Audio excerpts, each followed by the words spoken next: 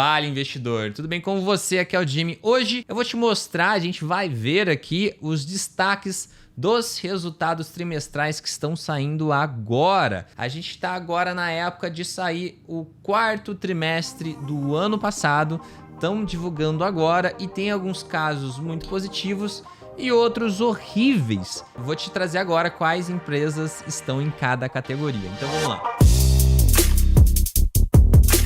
Então antes da gente começar, eu vou pedir para você que acompanha o canal deixar um gostei, que isso me ajuda bastante. E um disclaimer aqui, eu não sou analista, então isso aqui não é minha opinião.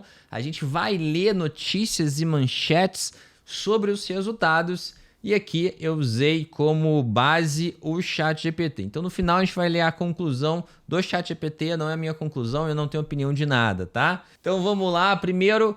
Surpresa positiva, a Engie tem um lucro líquido acima das expectativas, uma alta de 29% em um ano.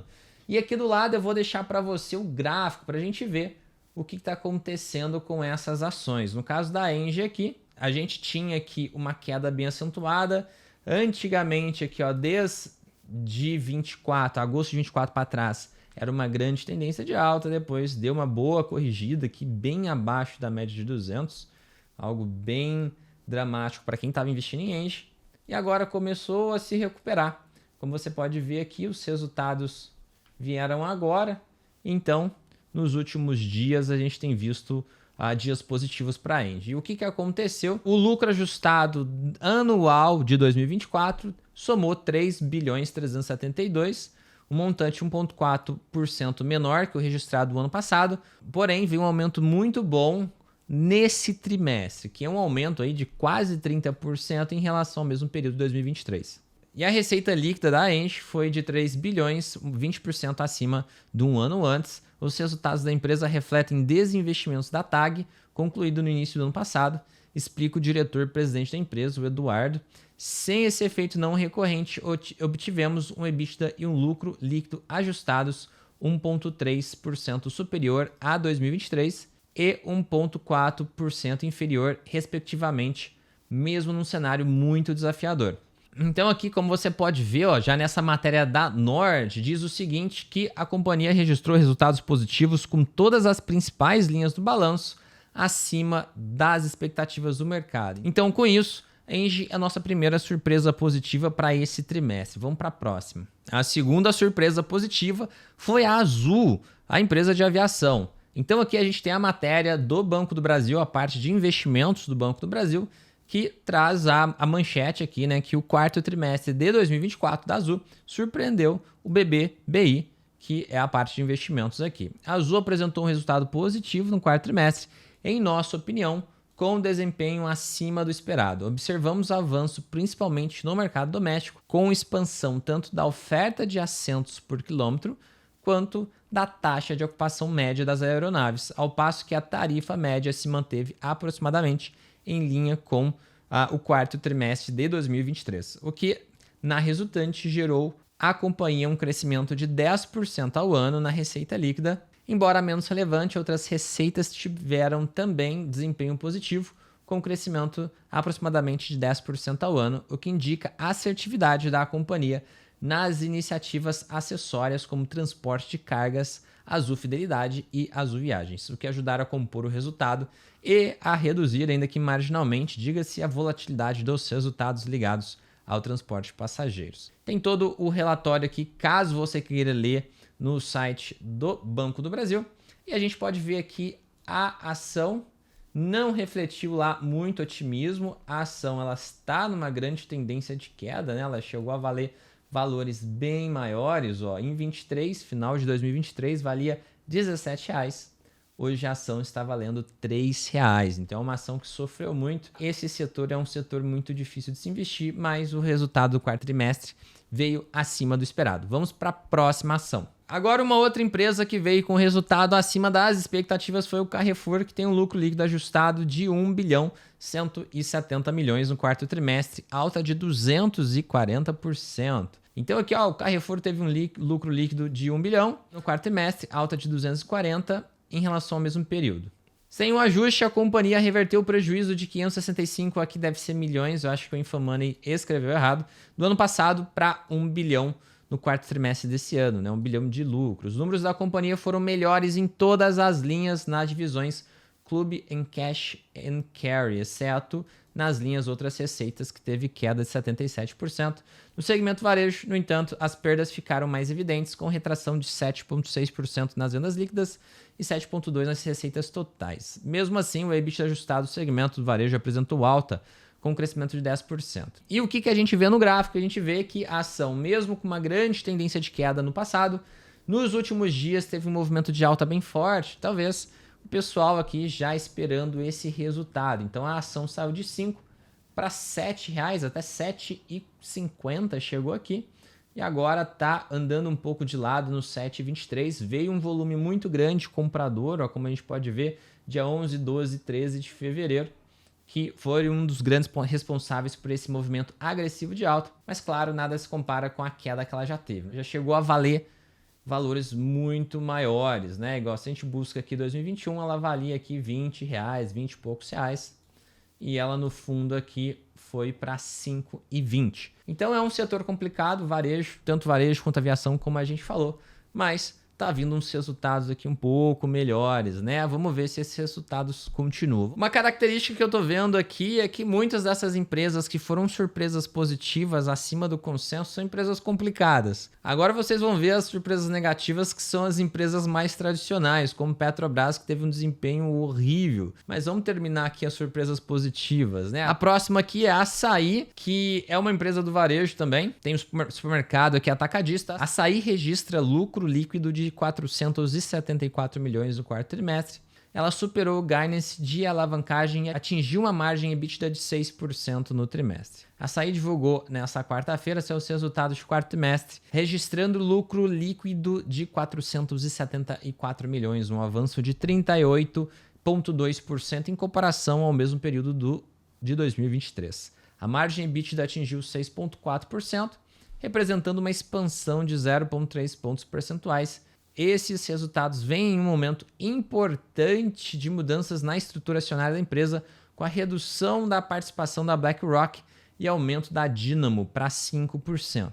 Perspectivas para 2025 aqui, ela projeta uma abertura de 10 novas lojas com investimento entre 1 e 1,2 bilhão. A meta de alavancagem é atingir cerca de 2,6 vezes no final do ano.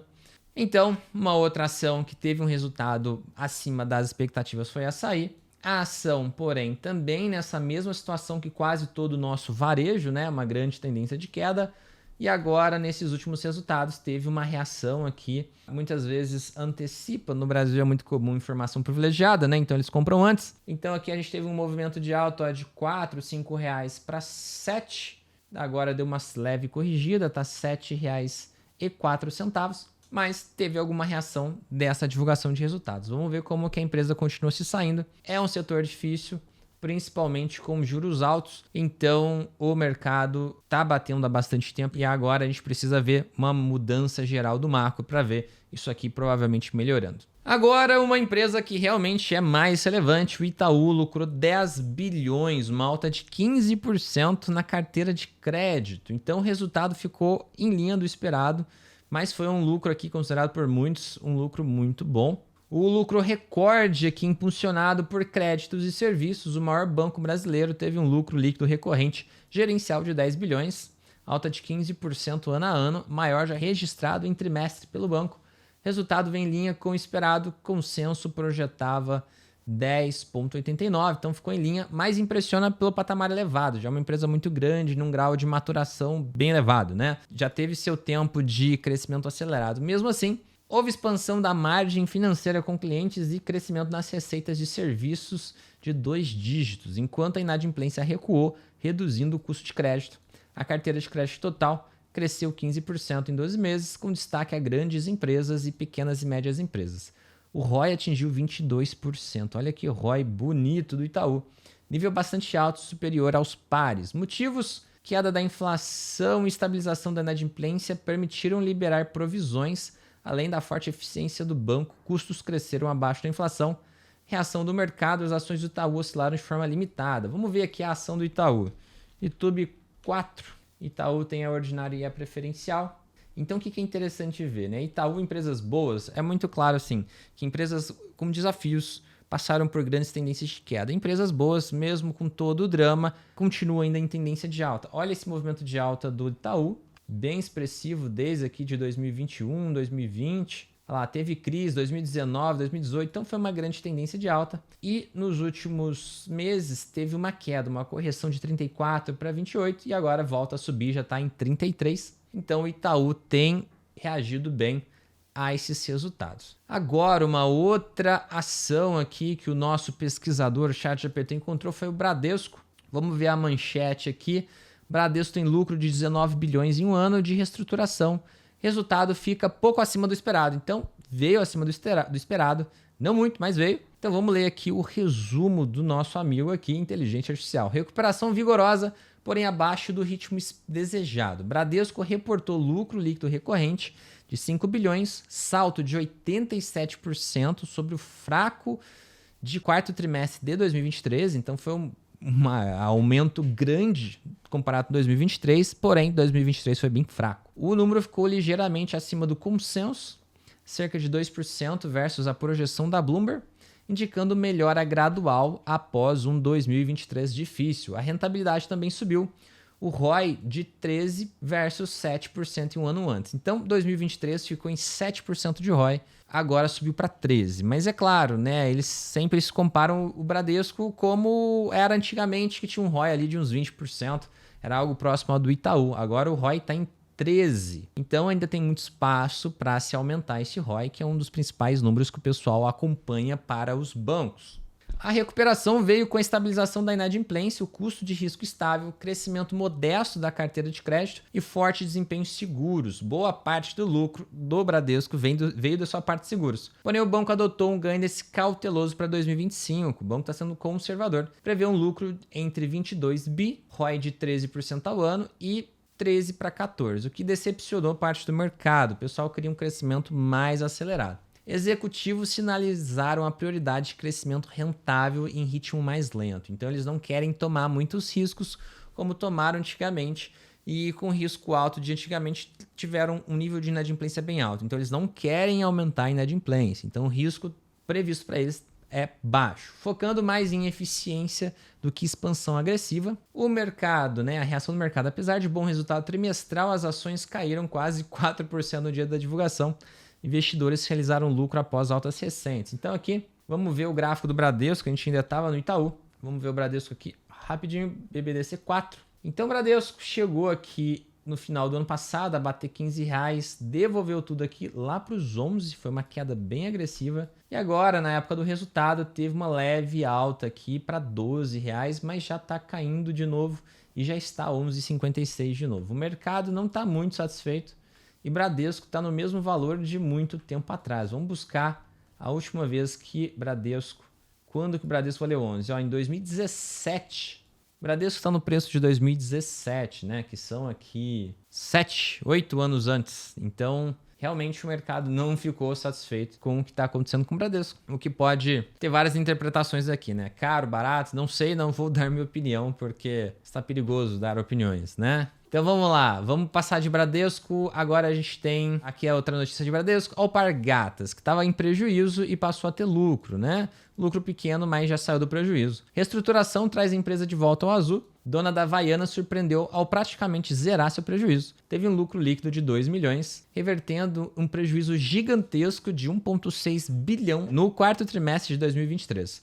No acumulado de 24, lucrou 107 milhões ante o prejuízo de 1,8 bi de 2023. Já é alguma coisa, né? Essa virada se deve principalmente à ausência de baixas contábeis e ajustes que afetaram os resultados anteriores. Ajustes esses que, excluídos, revelam uma melhora operacional modesta. Lucro ajustado de 28 milhões no trimestre. A receita cresceu 11%, indicando retomada de volumes de vendas e recuperação da operação internacional da Havaianas. Contudo, o EBITDA ajustado caiu 46%, mostrando que a rentabilidade continua pressionada. Razões: após um ano de limpar a casa, né, os impairments em 2023, ligados à operação da marca Osklen e negócios externos, a empresa colheu efeitos de redução de despesas e melhoria nas vendas na Ásia e nos Estados Unidos. Vamos ver como é que está a ação aqui da Alpargatas.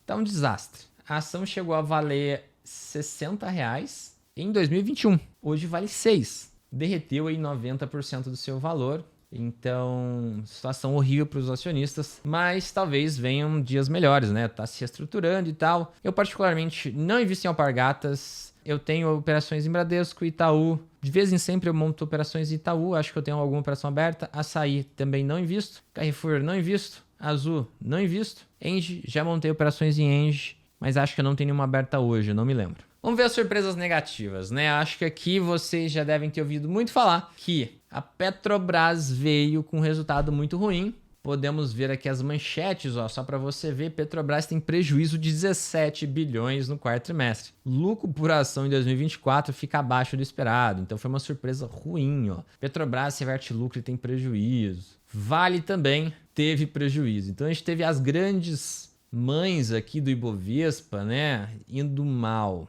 E é muito engraçado que existe, se eu não me engano, é a frase do Rockefeller, que existe a primeira melhor empresa do mundo para você ter é uma petroleira bem gerida. E a segunda melhor é uma petroleira mal gerida. É que ele não conhece uma petroleira gerida por políticos, que consegue dar prejuízo, como dava lá em 2015, 2016. E a gente está indo para esse lado de novo, impressionante. Mas vamos lá, vamos ler aqui. O prejuízo inesperado por efeito cambial. A petrolífera, então não é petroleira, é petrolífero, correto? Petrolífera chocou o mercado ao reportar um prejuízo líquido de 17 bilhões no quarto trimestre de 2024, contrastando com lucro de 31 bilhões no quarto trimestre de 2023. Consenso esperava um lucro positivo de 29 bi, então a expectativa era lucro de 29 bi, veio prejuízo de 17. Isso é uma diferença gigante aí de 46, 47 bi de diferença, né? Como que o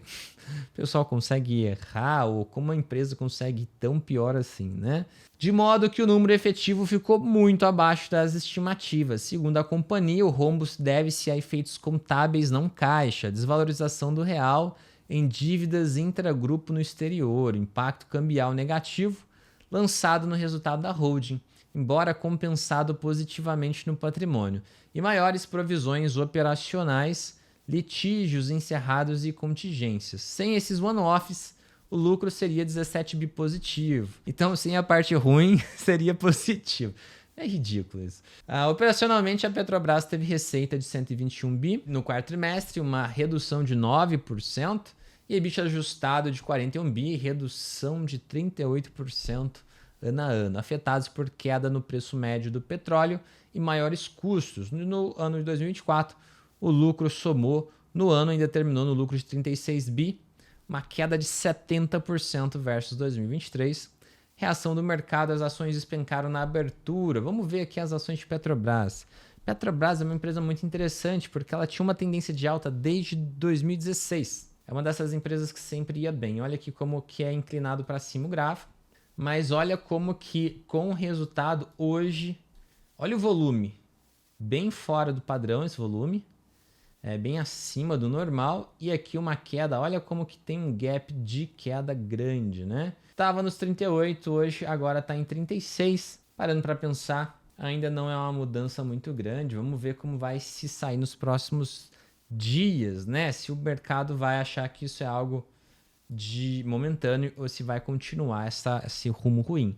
Caso você atribua essa má administração por questões políticas, se você for investidor de longo prazo, acho que então você não deve se preocupar tanto, porque provavelmente o governo muda o ano que vem, tem eleições, né? Então dá para relativizar o problema, não é para se ficar desesperado em nada.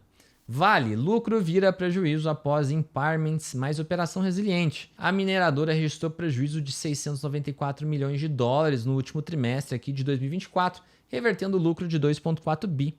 O mercado projetava lucro de 1,9 bi positivo para o trimestre, portanto o resultado foi bem pior que esperado. A principal causa foram baixas contábeis expressivas em ativos de metais básicos, redução a valor recuperável de 1,4 bi nas operações de níquel no Canadá e provisão de 540 milhões no projeto Voisey's Bay. Esses impairments derrubaram o lucro contábil, mas não afetam caixa. Excluindo itens extraordinários, a Vale apurou lucro pro forma de 872 milhões de dólares no quarto trimestre. A receita líquida ficou em 10 bi, uma redução de 22%, o EBITDA ajustado menos 41%. Aqui você pode argumentar se a Petrobras está indo mal, não é por ingerência política, pode ver se Vale não tem ingerência política, dá para ter esse raciocínio também, e que pode ser uma questão só momentânea de situação entre as duas empresas. É claro, cada uma é de um setor diferente, né? Levemente abaixo do consenso em EBITDA, 5% abaixo da projeção XP, 1% acima do consenso internacional, segundo analistas. Fatores além do impairments pesaram a queda do preço do minério de ferro no ano passado e a apreciação do dólar, gerando perdas em swaps e efeito cambial negativo na dívida real. Então aqui vamos ver como é que foi o gráfico da Vale. Então o dólar subir é complicado para todas essas empresas, né? A Vale está aqui há um bom tempo meio que lateral, né? Eu tinha até desenhado umas linhas aqui que tinham um padrão entre 55 e 76, né? Ficava variando, agora parece que está bem mais próximo dos 55. Não está voltando muito para os 76 como fazia antes, né? Tá meio que encostando aqui. Mas enfim, é isso que aconteceu com a ação. A ação está aqui nesse padrão 55,76, está aqui perto dos 55. Tá hoje 56,27. Não teve uma reação lá muito positiva, nem muito negativa do resultado. Outra ação que veio com prejuízo foi a Uzi Minas, como você pode ver aqui nessa manchete, prejuízo de 117 milhões no quarto trimestre, né? Então aqui vamos ler rapidinho, o setor de siderúrgico em baixa gerando prejuízo. A siderúrgica divulgou resultados fracos abaixo do consenso, um prejuízo de 117 milhões no quarto trimestre, ante o lucro de 975 milhões o ano antes.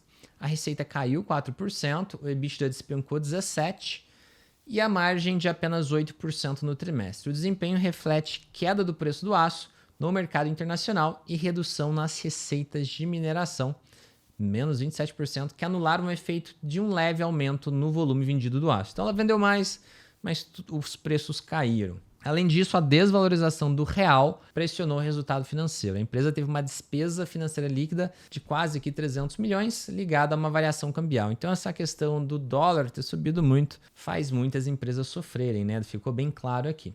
Possíveis razões: 2024 foi um ano desafiador para o aço, demanda doméstica morna, né? Nossa economia não está lá grande coisa, e o custo elevado do carvão impactaram margens. O Uzi Minas também investiu na reforma do alto forno, levando despesas, enquanto viu sua posição de caixa passar a dívida líquida de 937 milhões.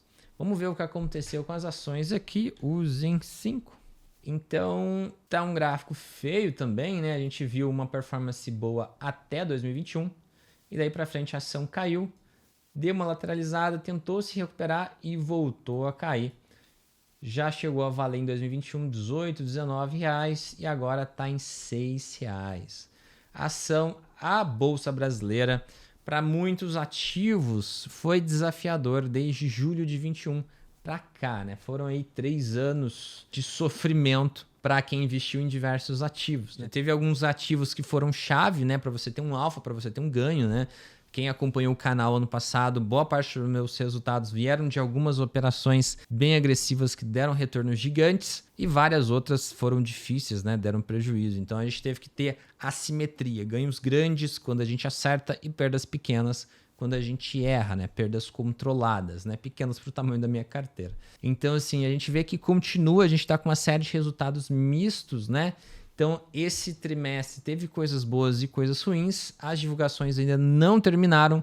Tem mais coisas para sair aí até o final de março. Então, a gente tem que ficar ligado para ver o que pode vir. Acredito aqui, ó, no final a gente tem uns pontos de atenção que o próprio sistema aqui gerou. Diversas empresas apresentaram resultados fracos, mas já antecipados pelo mercado. Gol, por exemplo, deve divulgar números em breve. A área vem de prejuízos recorrentes e alta alavancagem, sem indicar virada como a da Azul. No varejo, Americanas, ainda em recuperação judicial, continuou fora do radar de resultados trimestrais regulares. Por outro lado, houve surpresas positivas setoriais. Banco do Brasil manteve lucro robusto, com ROI de 21%, um ROI muito bom. Lembra aqui, ó, Itaú 22%, Bradesco 13%, Banco do Brasil 21%. Reforçando o guidance otimista para 2025, a XP reportou lucro ajustado de 1,2 bi, uma alta de 16% ano a ano. Então a XP veio com um resultado legal, com receitas recordes em sua plataforma. Lembrando que a XP é negociada nos Estados Unidos. Aqui a gente tem que usar a BDR aqui, ó, XP BR31. Esses casos exemplificam a heterogeneidade da temporada de balanços desse último trimestre. Ou seja, a gente teve resultados bons e teve resultados ruins, né? Foi bem misto, com algumas empresas superando expectativas e outras decepcionando, influenciadas por fatores macro. Nosso macro está muito pesado no Brasil. Inflação, câmbio, commodities, em específico em cada negócio. Cada resultado trouxe lições valiosas sobre a dinâmica setorial e gerou movimentos importantes nas ações, conteúdo rico para análise em vídeos e apresentações explicativas, né? Eu falei para ele que ia fazer um vídeo, então ele fez aqui e comentou isso. Então, é isso. A gente teve aqui algumas coisas positivas na parte de bancos, teve Petro, Vale, né? As commodities, Uzi Minas também, a parte de commodities sofrendo com a variação do câmbio, preço de commodity em queda.